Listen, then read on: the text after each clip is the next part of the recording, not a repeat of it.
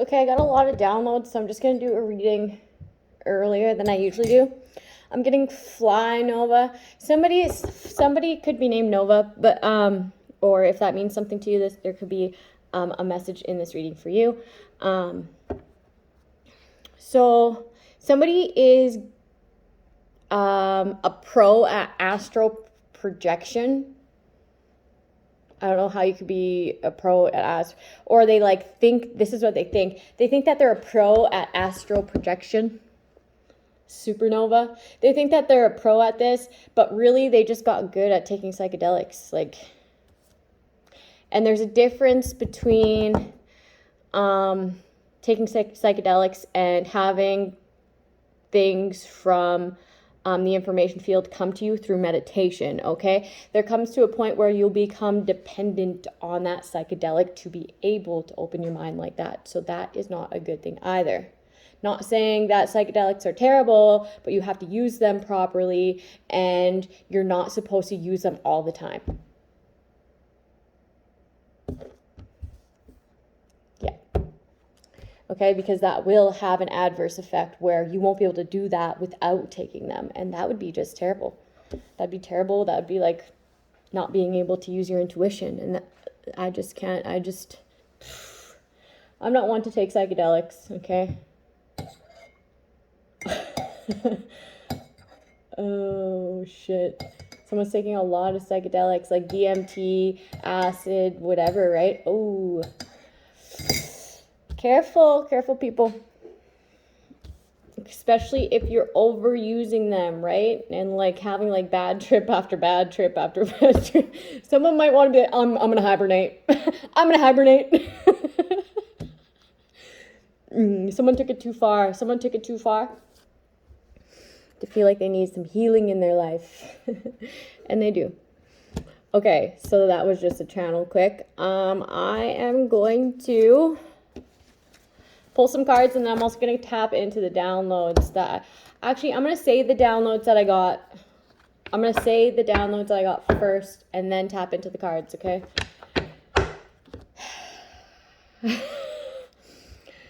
Somebody feels like annoyed with their surroundings, okay? Somebody's accustomed to hatred and jealousy. Someone is just jealous. They find something in everyone. They find something in everyone to be jealous about. They find something in everyone to hate. They find something, okay, and they're actually like very valid reasons to hate and to be jealous of these people, okay? They feel like they're undeserving of something. Just a very terrible attitude, mindset, right? They've become accustomed to this.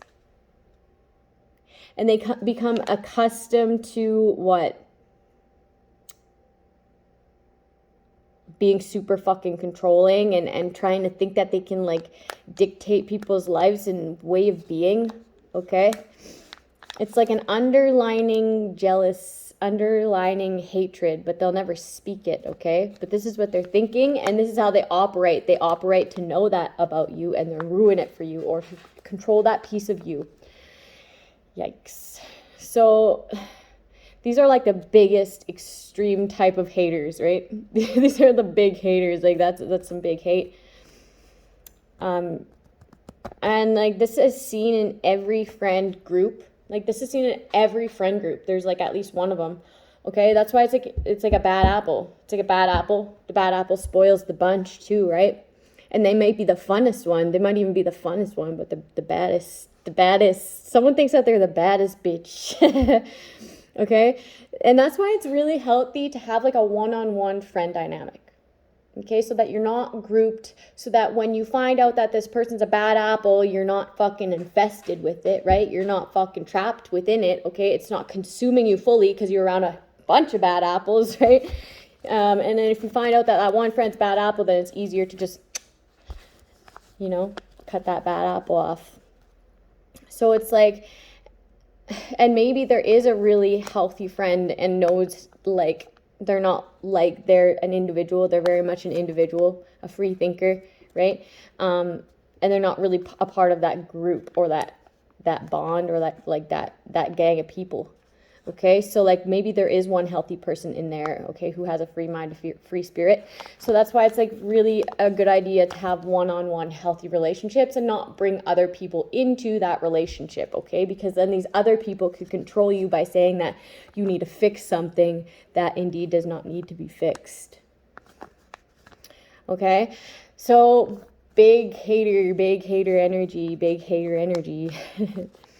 Okay, and like sometimes, okay, when you are a free spirit, when you are a free thinker, and you do get entangled in these types of groups, these people or this person will hate you simply because you give them no reason to hate you. Okay? Because you do have morals, you do have values, you do carry yourself in high honor, you do love yourself over anybody, okay? And then that will be like that will make you the main target of hatred, okay? And that's how big and accustomed to hate and jealousy that these people are, is that they'll get even more jealous, even more like they'll get even more fixated on creating endings for you, controlling you, ganging up against you, and getting people to hate you, and projecting you a certain way, and shit talking you, but smiling in your face, like being real two-faced, right? And it's simply because you've given them no reason to hate you. There is absolutely no reason to hate this individual, so they hate them even more.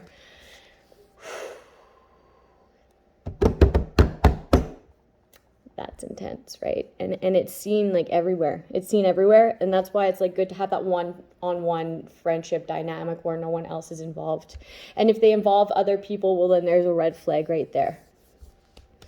Okay, and this should allow you, okay, you shouldn't ever feel like you're alone in that instance, okay? Those just aren't your people. No matter how much time you've invested in it, okay, don't invest any more time, because then you'll even be even more resentful when you're supposed to be letting those people go, and letting those thoughts go, and letting those feelings go. Okay, so this is where you think of all the reasons that this person has to admire you, right? Because if you simply giving them no reason to hate you is hate, okay? It's actually what they admire. Okay, if you flip it, that's actually because they admire you to a certain sense, where they believe that you are better than them. And it's not that you believe that. It's that they genuinely believe that you're better than them, and that's why they hate you. Okay, so look at it as admiration. Okay, that is like admiration to your greatness. Okay, so be grateful for that sign, for that lesson that was given there through their envy, through their jealousy, through their hatred, okay? That greatness, that sign, okay, that you shine, that you're great, okay? That you give people like this reason to hate without even giving them any reason to hate, okay? So just be thankful, grateful, like I'm doing something right, right? I must be doing something right, okay? And then move on. Recognize it for what it is and move on. Or this is where you establish your boundaries, okay? But it's hard when they're in a group, because if you establish boundaries with one person and then different ones with another person and different ones with another person, these people will group up and take all the information you gave that one person that you still kind of trust, okay? And then they'll bring it back to the group. Okay, so you got to be careful there. That's why if they're a part of the group, cut them off. Okay, there's fucking 7 billion people in this world. You'll find new people, okay? But remember that like one-on-one relationship dynamic, whether it be friends, any sort of like acquaintance, whatever it is to you, right? And if these people bring up a person of the past that you know, okay, don't entertain that. Don't entertain that.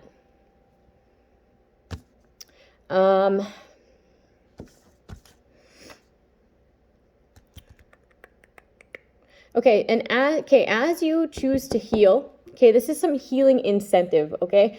As you choose to heal these wounds from the past, childhood wounds, abandonment wounds, people pleasing, stuff like that, as you choose to fix these parts of you, okay? As you choose to heal these parts of you, okay, the divine will give you a healing treatment in return.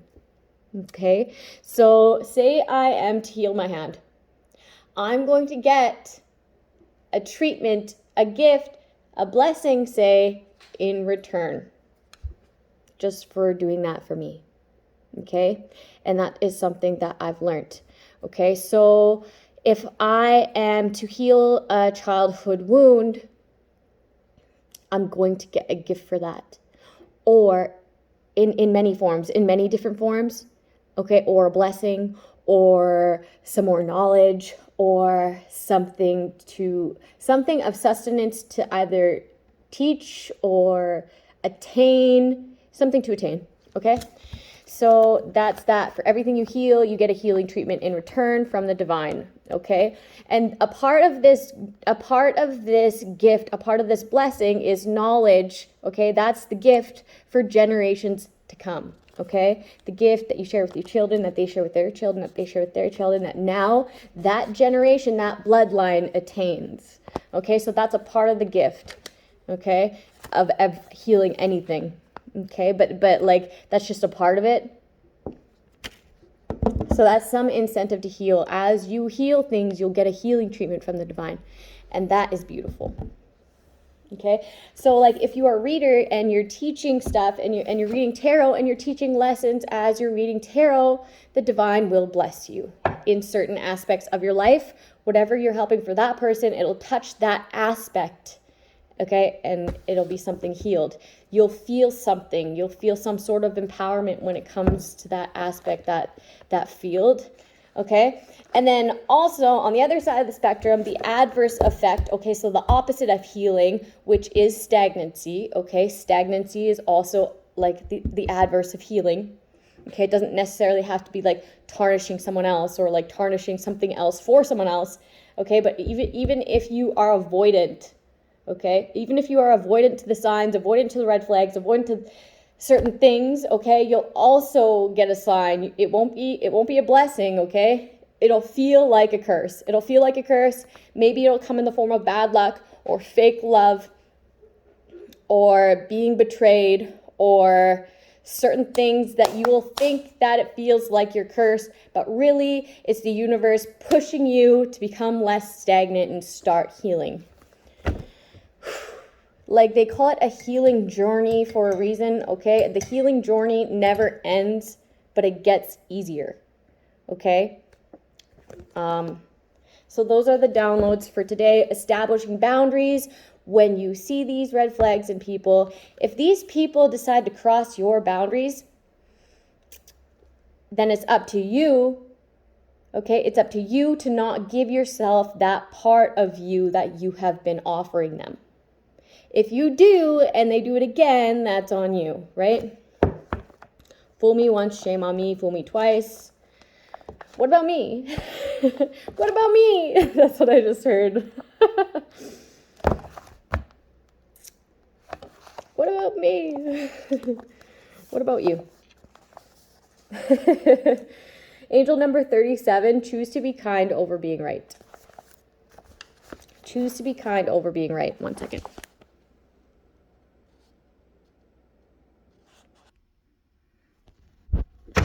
Okay, so before I left to get my charger, I was hearing, what about me?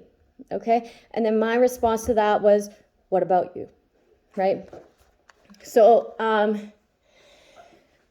what I get from that is that, like, you can't expect people to read your mind, and you can't expect people to read your shitty attitude either. So, say there's an apology due. Say there's an apology due, and obviously that person should know that I'm sorry by now. How? How do they know that? How do they know that? If you think that there's an apology due, in order to stop feeling guilt, shame, remorse in this sunken place about it, you got to stand on your throne and heal that within you, and then come to that person in a healed, centered place and be like, hey, I got to tell you something, and you might not like it, but it's just weighing heavy on my heart that I need to tell you that I'm sorry. And this is why I'm sorry. And I understand that maybe you don't want me to be a part of your life, or maybe that this isn't something to be fixed, but I just really needed you to know that I'm truly and genuinely like, I'm sorry. I'm sorry. And going forward, I won't be doing that to anyone in my life anymore. I won't be doing that to anyone who I think is a certain way before, based on biased judgments or whatever it is to you, whatever the situation is to you. You need to be able to sit on your throne and from a healed space, apologize in order to let that go.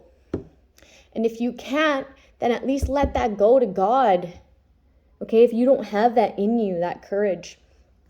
Okay, there's instances where I've done something that I was like, I got to go back.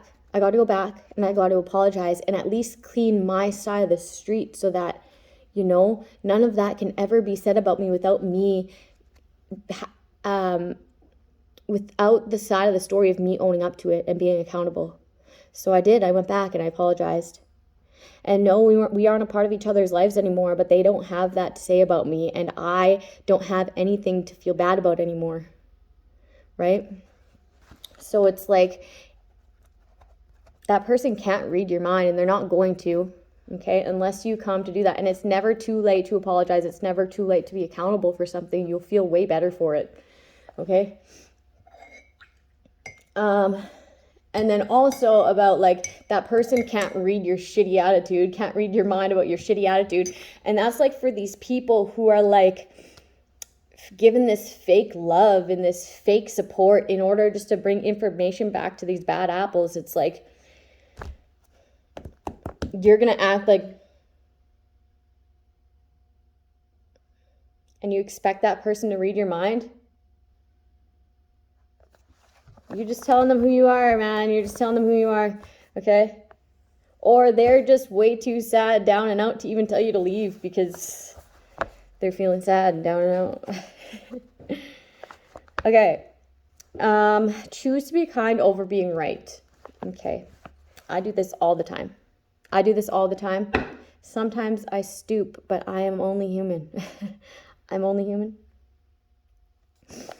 As I first introduced in strategy number 12, you are given many opportunities to choose between being kind and being right.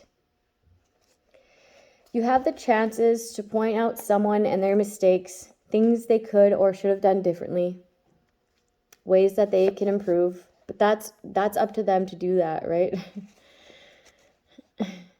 You have chances to correct people privately as well as in front of others. Okay, so say you are a teacher, a boss, a coordinate, a manager, a CEO, something like that, something of like higher rank, right? Like a higher up above somebody else. Okay, you have the choice to correct that person away from other people. Some people do this in front of other people in order to teach a lesson, in order to what? It's degrading, and you'll get a form of bad luck from that, okay? When you could pull that person aside, inform them, let them know why, put them back. If they do it again, then maybe in front of people, right? To teach a lesson, but it's like, it's toxic behavior. And it's also like, it's a control tactic, right? To make that person feel a certain way, intimidation tactic. Okay, what all these opportunities amount to are chances to make someone else feel bad and yourself feel bad in the process. Remember how I was saying someone feels like the baddest bitch? Yikes, because they're sick in the mind. Without getting too psychoanalytical about it, the reason we are tempted to put others down, correct them, or show them how we're right and they're wrong, that our ego mistakenly believes that if we point out how someone else is wrong, we must be right, and therefore we feel better, superior, inferior, whatever. In actuality, however, if you pay attention the way you feel after you put someone down, you'll notice that you feel worse before than that put down. Your heart the compassion. That's a good way to make yourself calloused too, right? Where you're toxic and you don't even know you're toxic. Okay. Part of you knows that it's simple to feel better at the expense of someone else. Luckily, the opposite is true. When your goal is to build people up, to make them feel better, to share in their joy, to reap the rewards of their positive feelings. The next time you have the chance to correct someone, even if their facts are a little off, resist the temptation, okay? Instead, ask yourself, what do I really want out of this interaction? Chances are what you want is a peaceful interaction where all parties leave feeling good. Each time you resist being right and instead choose kindness, you'll notice a peaceful feeling within. Recently, my wife and I were discussing a business idea that had turned out really well. I was thinking about my idea, clearly taking credit for our success. Chris, in her usual loving manner, allowed me to have the glory. Later that day, I remembered the idea was actually her idea, not mine. Whoops. Then I called her to apologize. It was obvious to me that she cared more about my joy than she did her own need to take credit. She said that she enjoys seeing me happy and that it doesn't matter whose idea it was. Do you see why she's so easy to love? Don't confuse this strategy with being a wimp or standing up for what you believe in. I'm not suggesting that it's not okay for you to be right. Only that if you insist on being right, there's often a price to pay. Your inner peace. In order to be a person filled with equanimity, you must choose kindness over being right most of the time. The best place to start with is the next person you speak to. And that makes me feel good that there's healthy relationships in the world, right? Because I haven't been a witness to many. Okay? I have been a witness to some, but not up close and personal, and it's just really good to see that. Okay, I'm going to pull out the cue cards. Yeah, because if you're too controlling, I'm getting irate. I'm getting irate again. I've been getting irate a lot lately. If you're being like this, okay, you give up your inner peace. You give up reasons to celebrate, and you go down the wrong path. And if you're habitual about it, that could feel normal. That could feel normal, and healthy could feel weird. Okay, when I was in a domestic violence situation, okay, I left that and I found a wonderful, wonderful, wonderful man, okay, who is everything supportive, everything loving, everything I could ever ask for, okay? That was my late ex, okay? He's passed now. I remember at the beginning of our relationship, I had done some things that I fessed up to. Okay, I called him and I told him and I was like, I'm really, really, really sorry. How I was apologizing at the beginning of this reading is how I was apologizing to him. And then he was like, okay, well, I appreciate your honesty. And then he changed the subject and started talking uplifting. And then I was trying to wrap my mind around what just happened, and then simultaneously trying to answer his question that he just asked me. And I'm just wait. You're not mad? He was like, no. And I was like, well, why? I fucking yell at me or something. And he was like, and then what? Okay, and then what? And right then and there, I knew I found a real man, right? A real fucking man who will put honesty above anything, being accountable above, I was like, oh, holy shit, I'm toxic. Right? And that's where I learned, there is good men out there. There is good women out there. They're not all fucked, okay? Grow.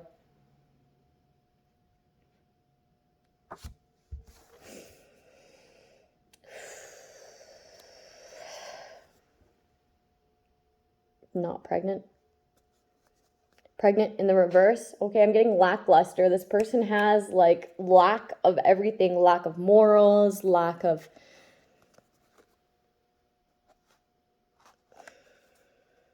someone doesn't want to be exposed that they're actually indeed not pregnant. Graceful. Somebody's really upset that you're graceful and that you're healing. And that you have courage.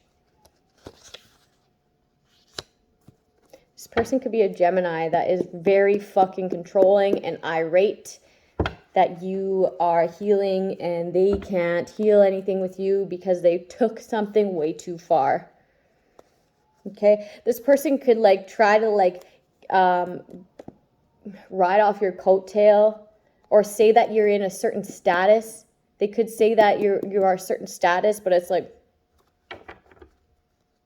nope. Nope.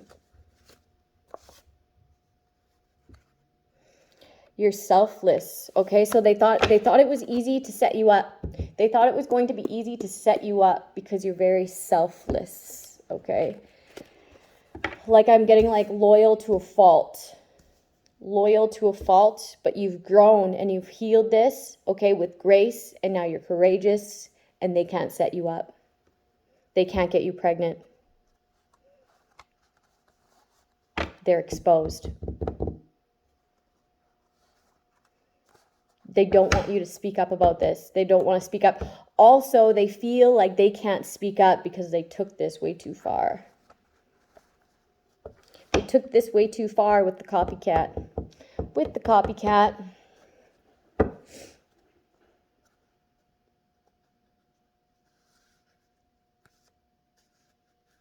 Okay. You're trustworthy. You're trustworthy. Okay, this person has nothing else to do but to reflect. Now all of a sudden they don't want to be a player. Okay, and then I'm also getting like this person was trying to play you, this person was trying to play you, this person was trying to play games with you, and it's like you weren't even like a player. You weren't even a part of it. You just like took yourself out of the equation so that you can't in fact ever be played because you're not even playing. Okay, you're not even playing. This person, someone could be coming out of the closet, which is like, congratulations for you. That must have took a lot of courage, okay? And with that courage, you're going to grow, okay? And be graceful about it, okay? There's no shame. There's no shame, okay? This will bring a certain amount of healing for you where people will feel like they can trust you now, right? It's weird when people are lying about who they are. It is weird. And this also shows people to like be kind. People are who they are. They are who they are. Be kind. And I'm just going to show you this. Okay, because this is what this copycat has been like trying to be. Okay, here's this copycat who can't rest easy, who's super controlling, I'm getting director, okay? Okay, here's this copycat. And this is what they can't rest. They're not at peace because they've been trying to control the narrative here. They've been trying to control the narrative here. Okay, but I'm getting like a woman. But this could be a man for you, right? I'm getting like same sex, okay? So if you're coming out of the closet, then it's same sex. If you're a man, it's the same sex copycat. If you're a woman, it's the same sex copycat. It's a woman, okay? So say my copycat is a woman who can't rest easy because they were trying to control the narrative, okay? But then also copy me. And what they thought of me is that I grow, so they want to show growth. I heal, they want to show healing. I have courage, so they're gonna like have a certain demeanor to them. Okay, I'm kind, so they're gonna fake love, fake support. Okay, I'm graceful, so they're gonna like try to copy like the way that I act, the way that I speak. Okay, and they want to also try to get you to trust them. Okay, because that's the things that they think that you attain, but it's just on some weird shit, right? Because it's fake. It's fake. It's fake. You'll notice because this person like always runs into bad luck. It feels like you're cursed around this person. It feels like you're cursed around this person because they're cursed, okay? And you being around them, you're inheriting their karma.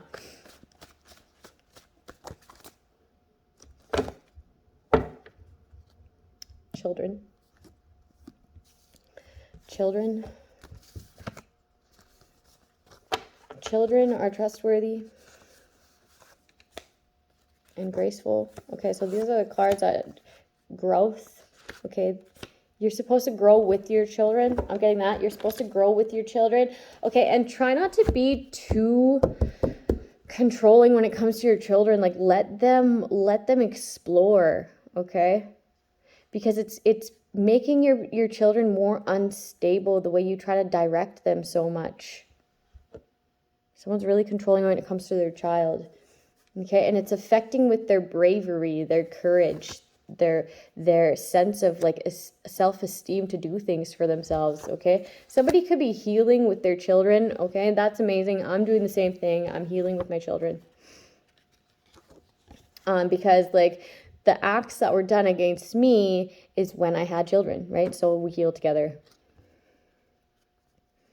This copycat manipulation, okay? It's a form of manipulation, okay? They feel like you want this person, so they're going to be this person. It's a control tactic to keep you from healing in order to go on to this person that they think that you're attracted to, which is in itself is an entire delusion. Yikes.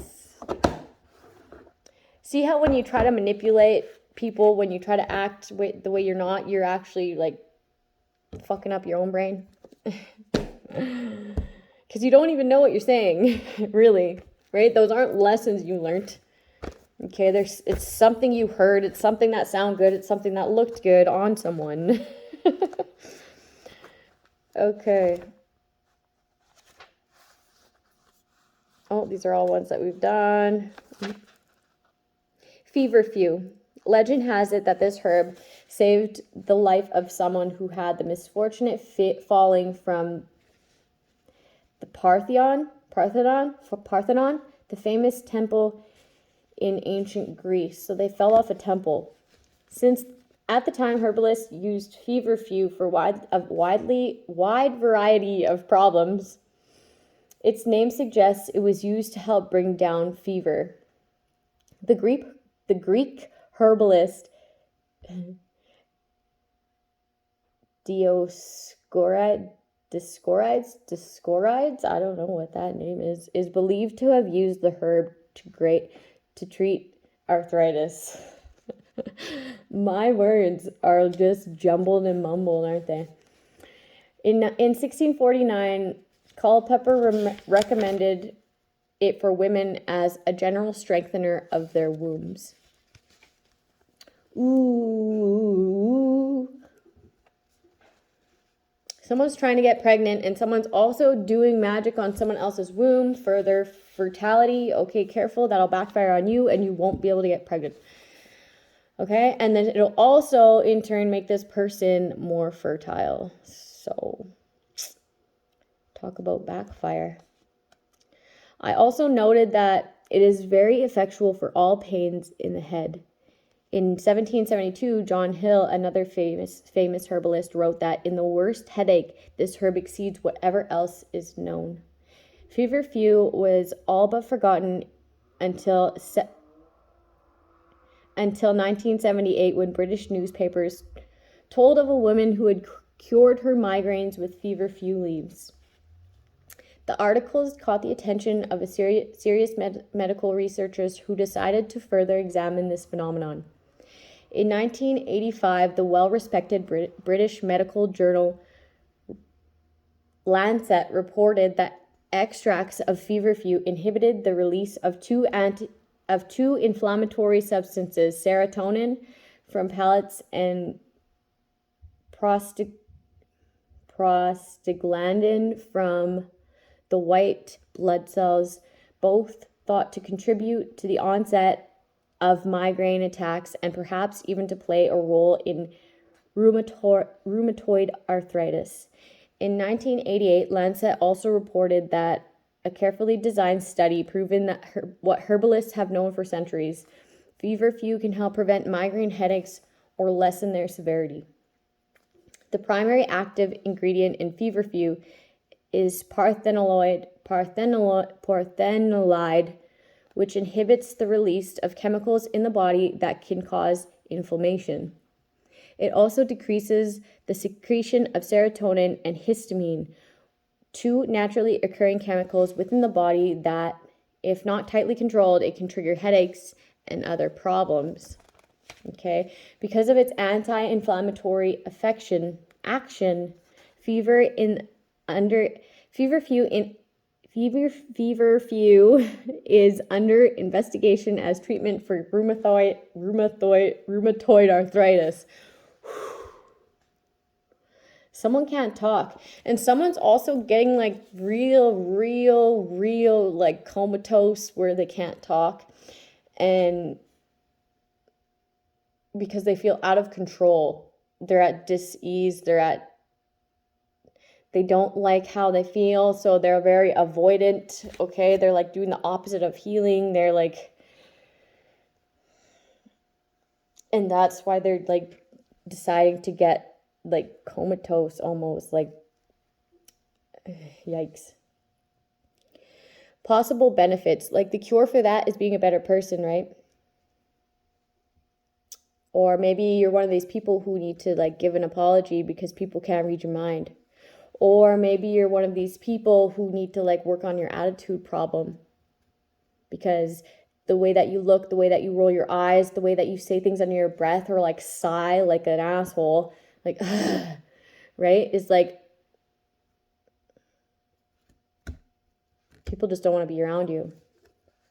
They see you for what you are, who you are. Okay, you need to grow and heal and have courage to do so. And if you have children, then you need to grow and heal with your children as well, right? That's your responsibility as a human, to take care of yourself and your children that are under the age of whatever you see fit, really. Possible benefits may be of great help to migraine sufferers, reducing the number of headaches, may reduce severity of migraine symptoms, including nausea, vomiting, and headache pain. But with that, I'm getting like hangover.